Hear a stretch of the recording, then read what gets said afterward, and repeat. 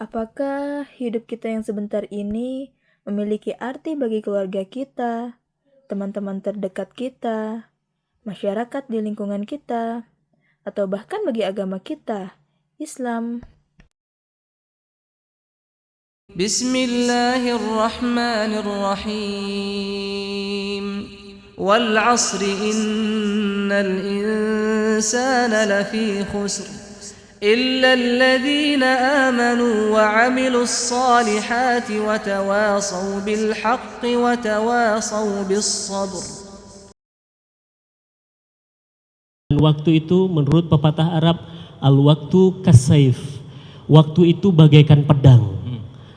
Jadi kalau orang barat bilang waktu itu adalah uang, Islam bilang waktu itu pedang. Kenapa waktu itu pedang? Karena waktu tidak bisa kembali. Andai kita punya banyak uang, bahkan uang kita seluas dunia dan seisinya, kita nggak bisa beli waktu. Oleh karena itu wajarlah Allah Subhanahu wa Ta'ala di Quran surat Al-Asr dengan tegas menyatakan bahwa Allah bersumpah wal asr, demi waktu. Saya sudah tanya sama Bunda Irena Handono, mantan biarawati. Saya juga tanya sama Ustadz Safi Antonio yang bapaknya adalah pendeta Buddha. Saya tanya, apakah di agama mereka sampai sebegitunya Rob Tuhan mereka menyebut waktu? Enggak pernah. Yang mereka imani tidak ada yang kemudian menyebut waktu sampai Allah Tuhannya itu bersumpah atas nama waktu. Imam Syafi'i sampai-sampai bilang, andai saja seorang mukmin mengetahui tentang dahsyatnya Quran surat Al-Asr ini, niscaya umat Islam nggak butuh ayat-ayat yang lain, niscaya umat Islam nggak, dalam tanda kutip, nggak perlu ayat-ayat yang lain. Cukup ayat wal asr ini, al-asr ini, insya Allah cukup untuk mengingatkan sebaik-baik tentang sebuah perbuatan, yakni tentang jangan bermain-main dengan waktu. Ternyata waktu begitu cepat berlalu. Ayah dan ibu sudah semakin tua. Aku ingin bersama mereka di surga kelak.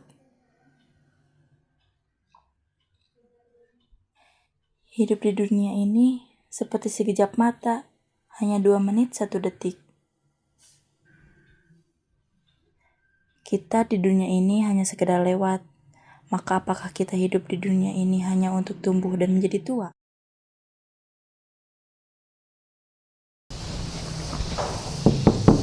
Tela Ani, berangkat yuk. Oh, ya Di, sebentar ya.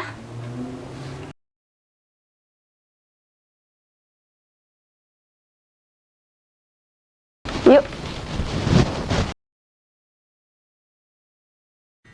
Sahabat, bukan dunia yang membawa kita pada kebahagiaan. Namun, ketaatan kepada Allah lah yang akan membawa kita kepada bahagia yang hakiki. Saat jiwa mampu mengakui adanya penciptanya, maka ketenangan hati turun bersamanya. Saat kepala tertunduk bersujud padanya, maka saat itu kepongahan, keangkuhan, sirna tak tersisa. Saat tangan mengangkat memohon ampunan padanya, maka saat itulah kelembutan hati menjelma. Isak tangis menjadi simfoni malam, maka manisnya ibadah menjadi perlipu lara. Itulah bahagia. Kita semua punya cerita, dan dari sini perjalanan kita berawal.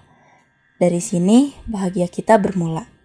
Tatkala kita menyadari bahwa Allah adalah segala-galanya, tatkala kita tahu bahwa dengan Allah kita memulai segalanya, maka apapun yang dunia lakukan pada kita akan selalu kuat menghadapinya. Karena sebetapapun sulit, sebetapapun susah, namun jika di jalan dakwah, aku bahagia. Allah tidak mewajibkan kita untuk sampai di ujung dari jalan ini. Allah hanya mewajibkan kita mati di jalan ini.